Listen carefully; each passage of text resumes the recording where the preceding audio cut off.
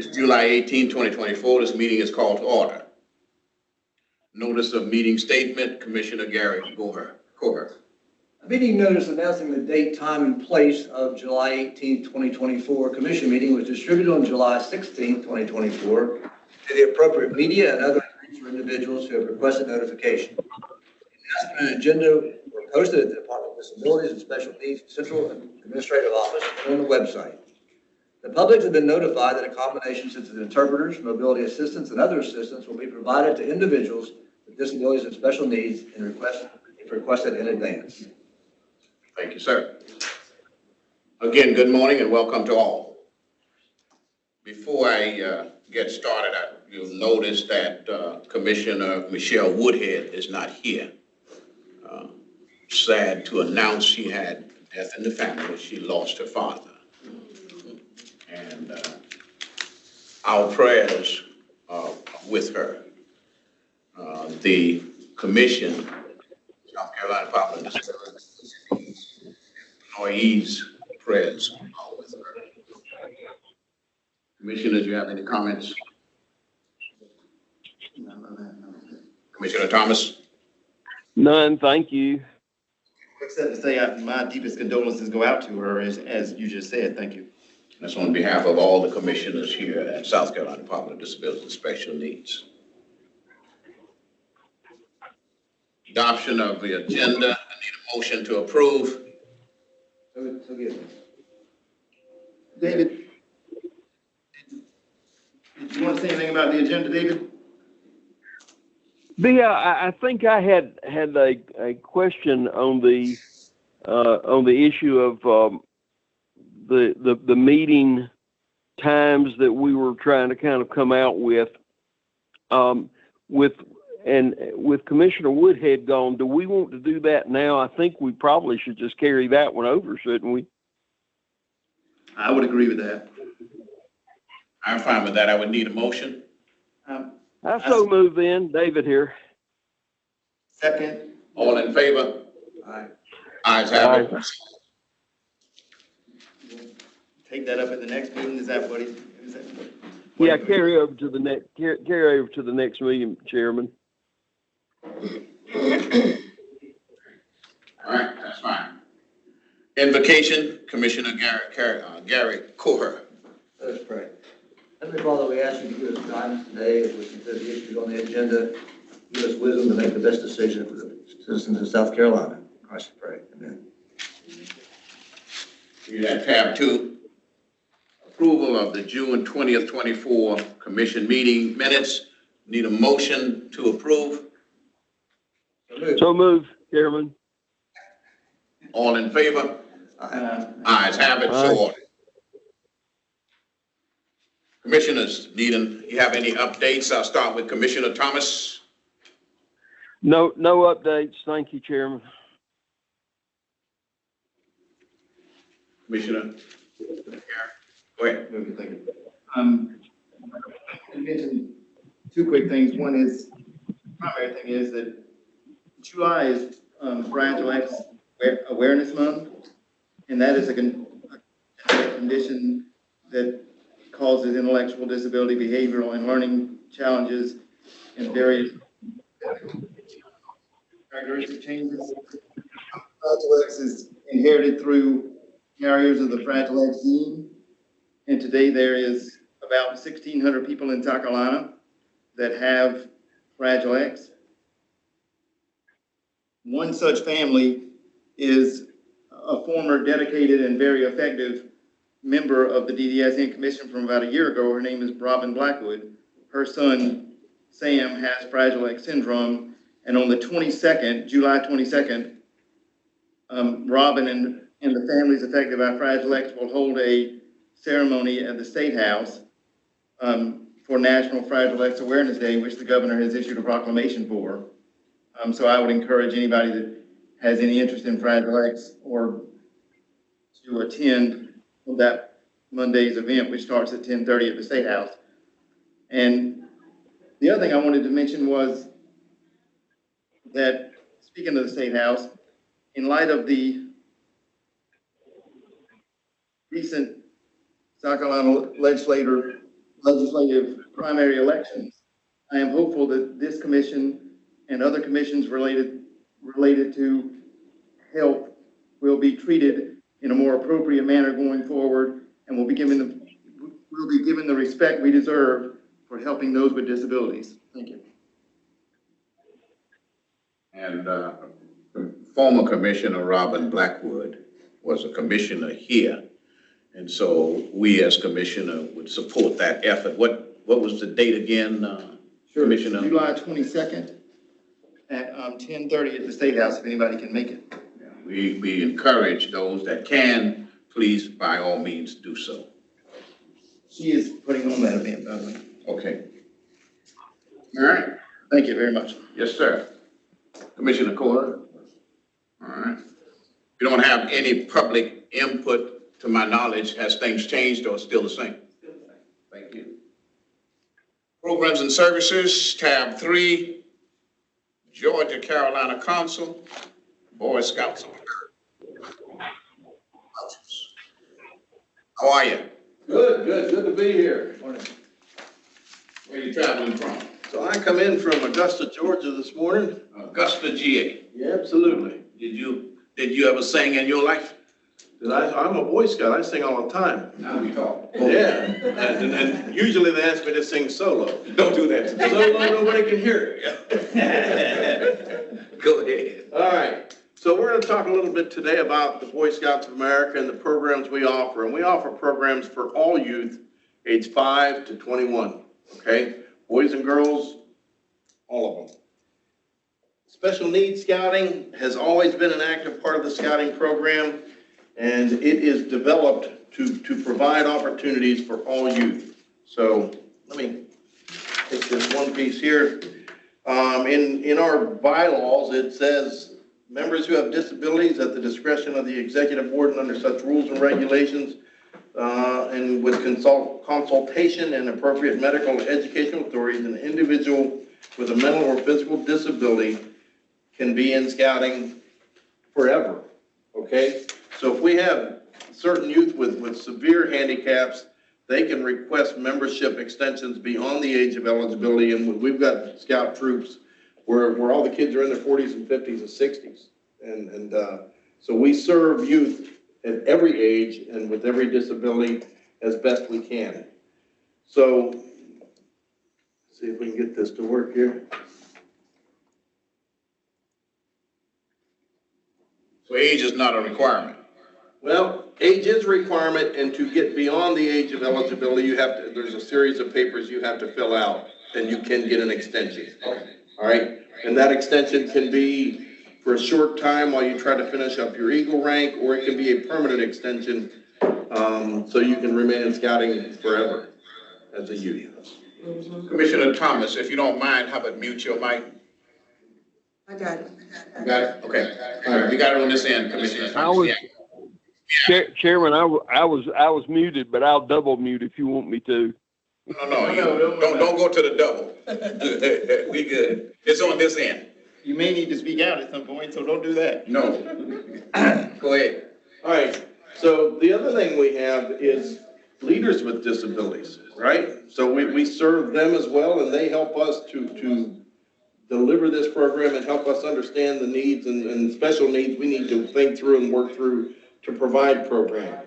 So when we do the training for leaders, this is the training course we provide leaders, right? First thing is recognizing disabilities, and there are several kinds of disabilities: physical, learning, cognitive, emotional, social disabilities, and sometimes they're more known and we're diagnosed, and sometimes they're not, right? So we work with the leaders and we train them as best we can how to deal with this, because the program itself is happening at the unit level, not where I'm at in the office, right? The program ain't here, it's out in the field. So we train our leaders to deal with the various issues they're going to get to. Our belief is that it's essential to recognize that all youth really want the same thing. They have the same requirements for success, and that is to be socially and emotionally accepted and valued in the community they're living in and playing in. So we try to offer support to scouts. Come on, thing. Where am I supposed to point this? Yeah, it just, it has There we go, okay. Just a little delay. All right. So we've got membership, which we talked about briefly. We've got program, we've got facilities, and we have advancement. So I want to touch on those four things, all right? Membership, we've touched on briefly in that a scout can be a member in any unit, pack, troop, adventure crew, up to 21, and then beyond that, there is a process in which they can have extended membership if their mental capacity is such that they're childlike, if you will, beyond the age of 21. So if it's a physical handicap, the age of eligibility really ends at 21. But if there's a mental challenge, then their membership can extend well beyond that, okay? So that's the membership piece. They're all welcome and generally are mainstreamed into a normal pack or troop. There are occasions, however, where you may have a school of challenged youth where the whole school is a unit and they're in that group together. Program design. We have the standard program, and Scouts with special needs, you know, if you got a kid in a wheelchair who can't swim, but you got a swimming requirement to be a first-class Scout, obviously that child cannot fulfill that. So they apply for a exemption, or not an exemption, but an alternative requirement. And so they still have to do something, but we'll find something of physical in nature that they can do to fulfill that requirement. So all requirements at any Scout level can be altered to fit a special needs Scout, so they have the opportunity not to get a waiver, but to accomplish something within their realm of ability and still feel the pride of accomplishment, which is a big part of the program. When they get their badge, they'll know they earned it, okay? So program development, and we have a committee that looks at these exemptions or these altered applications to say, yes, that fits the spirit of that requirement, and it's all approved in those things. So it's not done individually at the unit level, but it is sent up to the council, and we have a special needs committee that will review any of those requests and approve them. Program development, we do all kind of different programs, right? We do everything from day programs and hiking and fishing and swimming and rock climbing and those things, and we do our absolute best to provide the opportunity for those experiences for all Scouts, okay? When we build our program facilities, we look at how can we make them handicap accessible, special needs accessible, what are the tools and facility development pieces we can put in to make that experience available for everybody, okay? We try to be proactive and to provide the facilities that are already built to give Scouts the opportunity to participate fully, all right?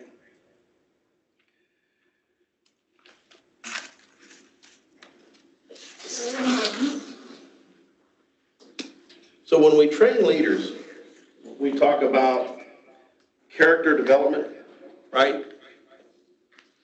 Encourage all Scouts to be dependable in their interactions with others regardless of their abilities, to be helpful, promote a culture of helpfulness and support where Scouts willingly assist each other without regard to differences in abilities.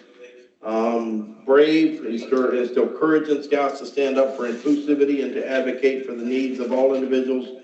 And reverence, foster an environment of respect and reverence for all individuals, regardless of their abilities, backgrounds, or challenges. I'm struggling with that thing. All right.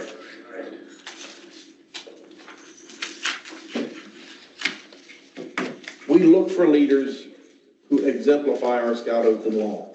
They are by character of their person, inclusive and supportive, that they're good communicators, they have empathy, and they're flexible. And that's usually the most important thing, is to have flexibility in your program plans to work with kids who have sometimes changing needs, right?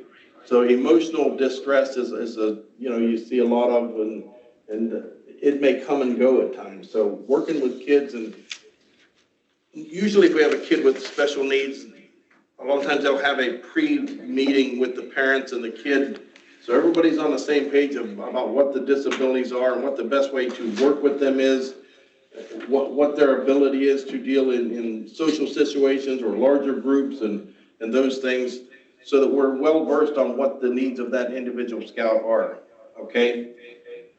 We also work with the other scouts in the troop to make sure they are welcoming and open and supportive of the new scout that's coming in, and that they're integrated into that larger group and become a part of that team. So we do our absolute best to make everybody feel welcome and integrated into the trooper pack that they're a part of.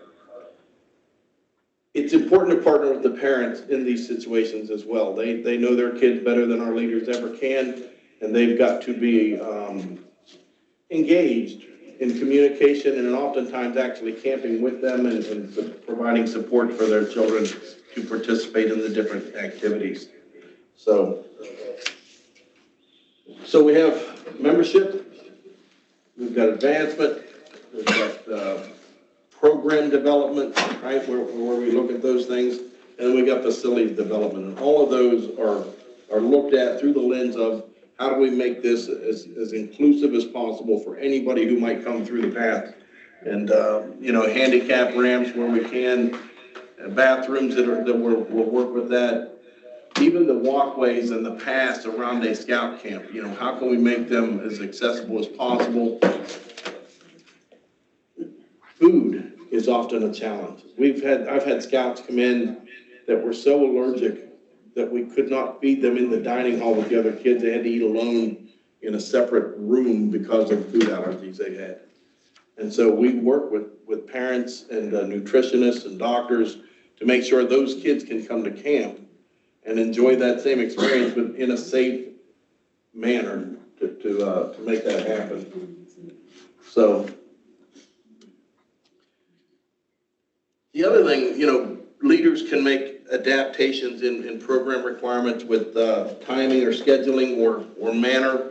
Sometimes it may say, read this, and if the kid's dyslexic and he can't read quite right yet, we may work with the parent and they work together to read it together, and we work with them to make them able to do the requirements as are written, and where they can't do it as written, again, we give them alternative requirements. So possible adaptations that we work with would be materials or architectural adaptation, scheduling, environmental adaptation. So that's basically what we do, though, is just try our best to make everything we're doing inclusive and listening to them about what their needs are. Sometimes you say, man, I hadn't thought about that yet. And so we then adjust and modify what we're doing to fit the needs of that individual scout. We have scouts go to high adventure bases. We have scouts go to world and national jamborees. We have scouts who with disabilities serve on national committees. And so it is an open program where everybody can have an important and fun role in that program. So any questions for me? Commissioners? I'm impressed that you've given it that much thought. I mean, it's just amazing what the effort you've put in.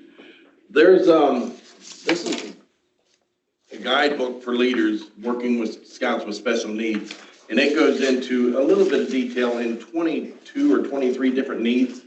MS, MSD, or multiple muscular dystrophy. It just lists seizure disorders, physical disabilities, attention deficit disorder, Asperger's. It touches on all these with links for more information on them. So there's a lot of information we've made available to our unit leaders to make them as prepared as we can. What are the requirements for membership? I mean, I would assume you had to be a biological male, right, to be a Boy Scout? No. You don't? No. We serve youth. We serve boys and girls. So scouting is a co-ed program now. Effective February of next year, it will no longer be the Boy Scouts of America. It will be Scouting America. 20% of our membership is now female. And so a Cub Scout program is a co-ed program, family-based program where families join, and that's age 5 to 10, and they camp together and they do programs together. When you go into Scouts BSA, which you guys probably know as the Boy Scouts program. It is a single gender program with an all-boy troop or an all-girl troop. And they do things, but everything's the same. The requirements are the same, the program's the same, the activities are the same, but it is a boy troop or a girl troop, and it is a co-ed, single gender program.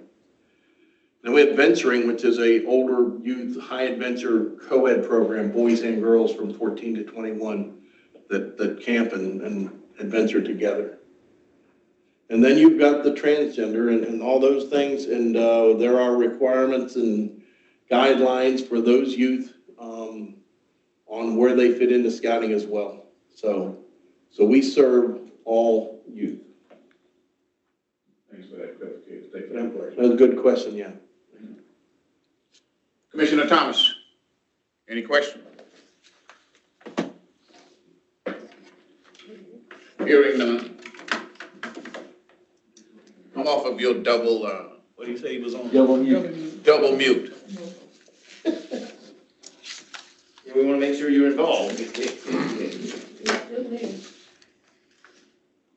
If not, He should be on the speaker. is he still there? Mm-hmm. Yes, he's still there. Commissioner Thomas? We just want to make sure.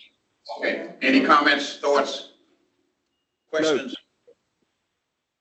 We just want to make sure things was working for you, man. Let me close with one little thing here. Go ahead. Let's just, before you do that, I just want to see whether he have a question for you, then I will come back. Absolutely. He said no. What he said? He said no. Oh, okay, go ahead, I'm sorry. So I learned through scouting that I really liked backpacking. So in 1999, I went and hiked the Appalachian Trail from end to end. I had so much fun that a couple years later, I quit my corporate job and I walked 3,400 miles across America.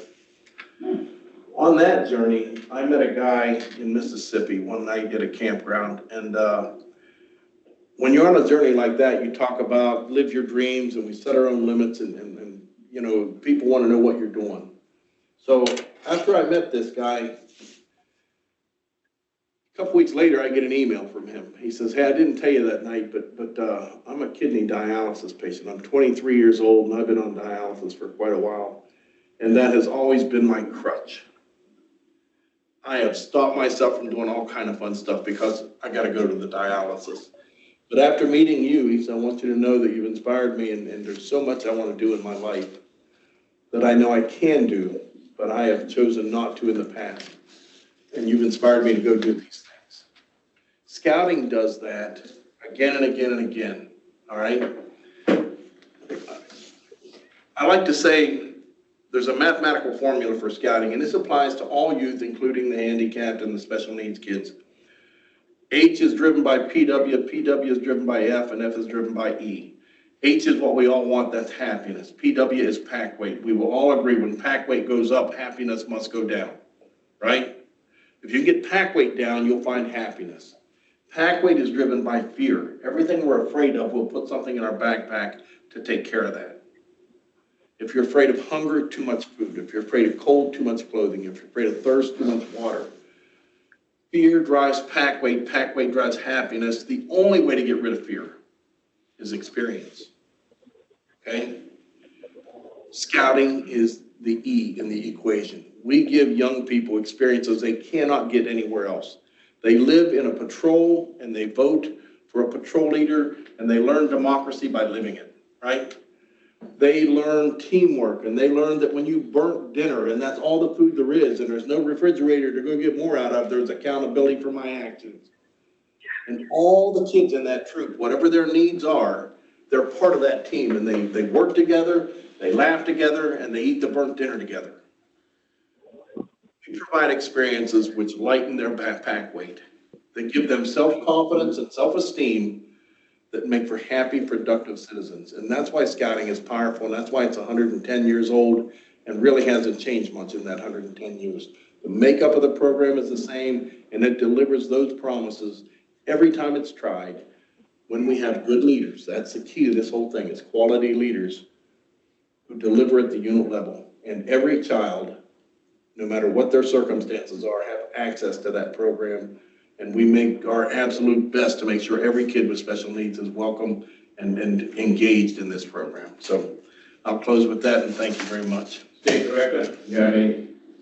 I wanted to hear the acronym P, E, F, and W. H, H. happiness. PW is Packway, F is fear, E is experience. All right, here's the other dirty little secret. We all carry a backpack. We have an invisible backpack we're born with. And in that invisible backpack, we carry anger, bitterness, jealousy, hatred, A to Z. There's letters of invisible stuff we put in our backpack, and it weighs us down. It's experience that empties that backpack too. Okay? The ability to forgive, the ability to move on from bad things. That all comes from experience. And so when we empty our personal backpack, we'll find that we're happier people as well. Scouting delivers that. So if you want, I've got a whole sheet I wrote on that formula. If you want to ask PJ, and I'll send you the whole description. I would like to have it. All right? Yes. Yeah. Send it to the commissioners, we probably appreciate that. All right, very I'll good. make sure you get copies. Yep. Mr. Rogers. The backpack will get lighter. And I'm sure that those with disabilities and special needs really appreciate you and the efforts that you've put, PJ, in bringing the state director and the entire staff. We really appreciate you coming today. Did you walk here? I'd love to have. But PJ only gave me a couple days notice, so yeah. Safe walking back to Augusta, GA. We really appreciate you. All right, thank you. Thank you. All right. Item 10, Commission Committee of Business, tab 4. Committee Chair assignment.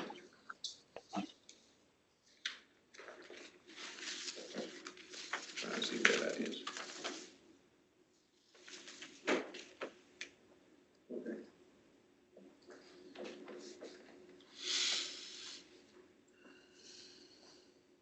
Okay, the committee chairs' assignments are as follows. Finance and Audit Committee, Commissioner Michelle Woodhead, Chair, Gary Corher, MD, Eddie Miller. Policy Committee, Gary Corher, Chair, David Thomas, Committee Member, Michelle Woodhead, Committee Member.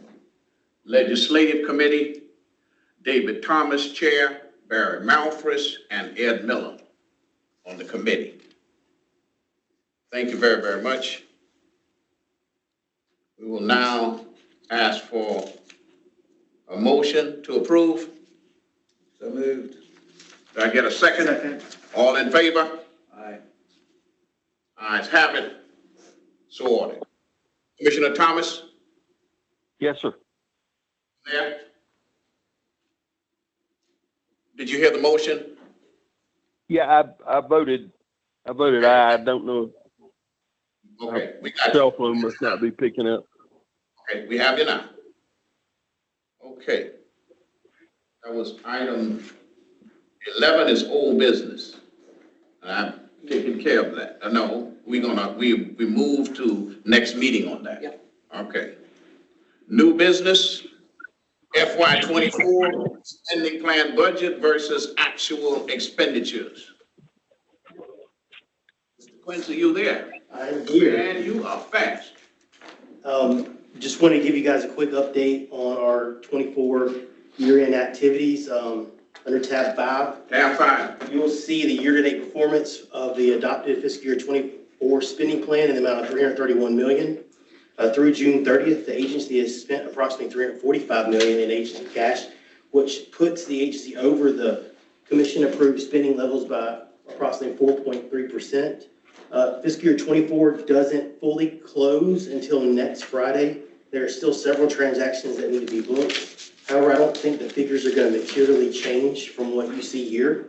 A lot of the overage, I kind of did a quick look before I came in here, dealt with the commission-approved solicitations that we put out for youth residential homes, for high management homes, and for the complex care case management. Those weren't actually in the spending plan. But we did vote on that. As soon as the fiscal year end closes, I'll provide the commission with a comprehensive update on exactly what line item by line item was over budget for this year. So, Commissioners? First question, what'd you say, the complex? yeah, we put out 3 solicitations this year: youth residential homes, the high management homes, and the complex care case management. Our complex case management solicitation, and I don't think anybody actually responded to that, but we did hire some complex case managers here in the agency.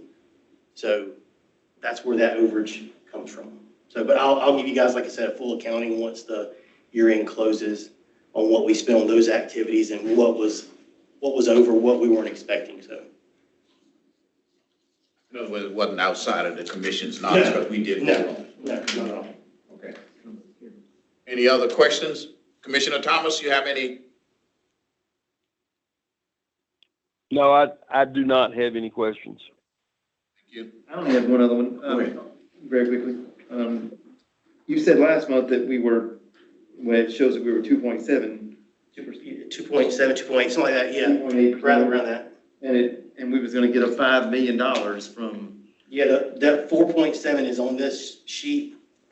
that's the 4.7. Yeah, that's the 4.7. We've got to reclassify that. When we booked it as revenue, but we got to reclassify it as a reimbursement expenditure. So that's one of the entries that have to be done, one of the transactions for this fiscal year. So we're still working on that. We have until, like I said, next Friday to get those entries in. So I guess at the next meeting, you'll give us another update? Yeah, I'll give you how we finish the fiscal year 24, and then we'll present the fiscal year 25 spending plan. So you'll be able to see kind of what we kind of overspent on, and then we'll base our 25 spending plan off those actuals, you know, because a lot of those are one-time expenditures that we did for these solicitations. They won't necessarily show up in next year's spending plan, but we'll highlight them. So you'd probably be ready in August, I imagine. Yeah, we'll have the new spending plan put together, and we'll go through it and finance it on it, and then we'll go through it in full commission. Thank you. Any other questions, concerns? We good? All right, thank you. Mr. Malphus, you okay? We Yes, good? I'm good, thank you. Thank you very much, yes, I'm fine. Okay. Director's update. That's you. So, good morning, everyone. I'd like to start my director's update by doing a couple employee spotlights. I'd like to start first with Dr. Michelle Zilla. Dr. Zilla is currently the facility administrator for the Coastal Regional Center. She is retiring after 26 years of faithful service to DDSN. Dr. Zilla is a demonstrated subject matter expert in the facilitation and delivery of mental health support.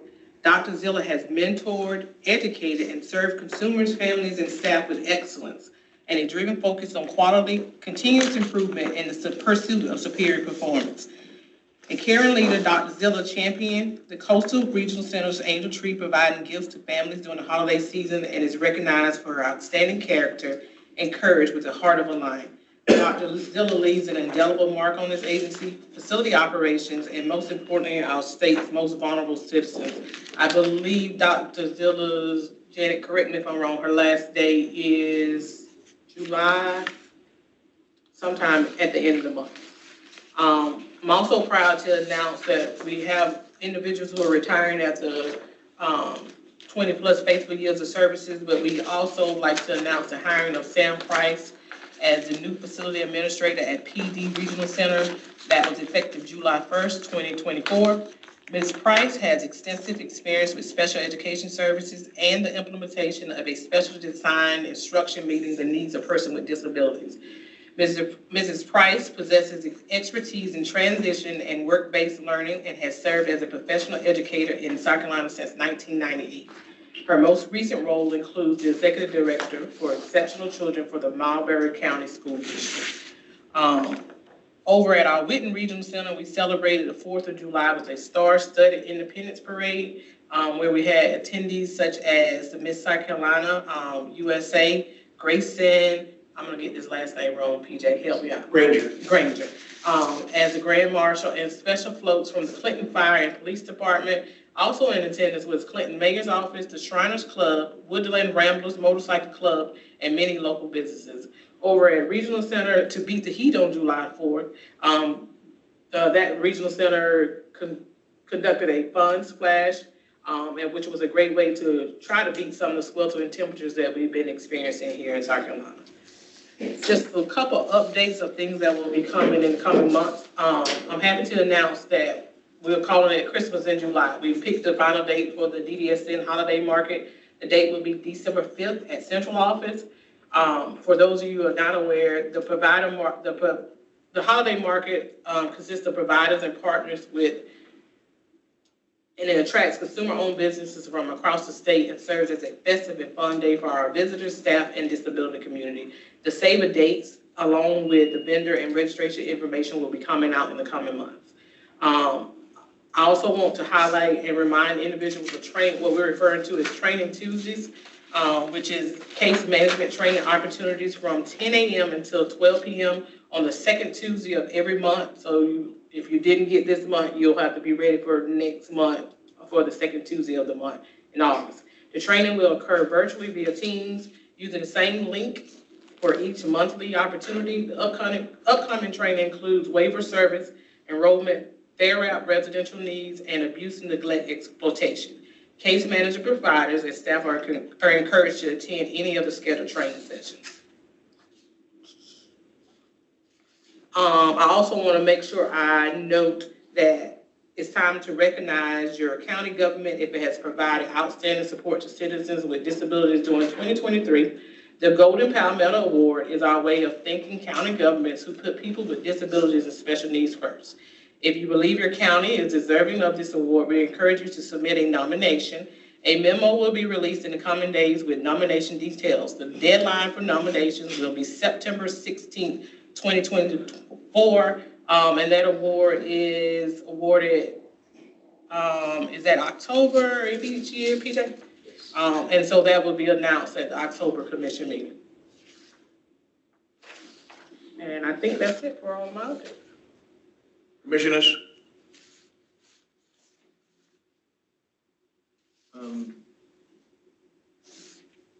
I just wanted to say that I'll have several items for the August meeting that I'll send an email about. Okay. That we have, just things I think we need to discuss. We haven't in a while. Thank you. Anything else? Commissioner Cora? Commissioner Thomas? Nothing. Well, we just, as a commission, we want to thank Dr. Zillum for her services to disabilities and special needs for the area, the communities that she served, and those retiring, over 20 years? 26 plus years. Don't go home and retire now. So there's still work that can be done that you can still help us with, because those with disabilities and special needs, they still need us. And I agree with that. welcome, Mrs. Price. And it's Sam, right? Sam, yes. S-A-M. M. S-A-M, okay, just wanted to be sure. The parade, again, thank you very, very much. Holiday market, December 5th, and the Golden Palmetto Award. I love to be there, and I'm there, we were there the last time, and the time before that, and the time before that. So we will continue those efforts, and those of you that need to do what you need to do to make your recommendations, please do so. Executive session to discuss personnel matters, which is internal audit, director's performance evaluation, and state director's salary increase. I need a motion to go into executive session. Move. All in favor? Second. Aye. Ayes have it, so ordered.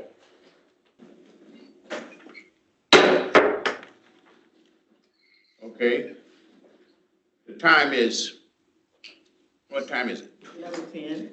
What is it? 11:10. 11:10. And we were in executive session. No motion were made and no votes taken. I need a motion to come back out of executive session, back into regular session. Second, sorry. All in favor? Aye. Ayes have it, so ordered. Do we have any other business to discuss, commissioners? Go ahead, Commissioner Coher. I'd like to make a motion to approve the salary increase for State Director Constance Holloway to be submitted to the agency head commission for final approval. Do I get a second? Second. All in favor? Aye. Ayes have it, so ordered. I heard Commissioner Commissioner Malthus, you did say aye. Okay, thank you. So you've heard the motion, all in favor say aye. Ayes have it, so ordered. Motion carried. Okay. Any other business to discuss, commissioners? If not, I need a motion to adjourn. Well, we need to say next meeting is. Okay, next meeting, August 15th, 2024. August 15, 2024, 1,000 hours. Air Force. Or 10 a.m. for those that are not in there. I'm gonna say, what? Thank you, Barry. Air Force. So, meeting is adjourned.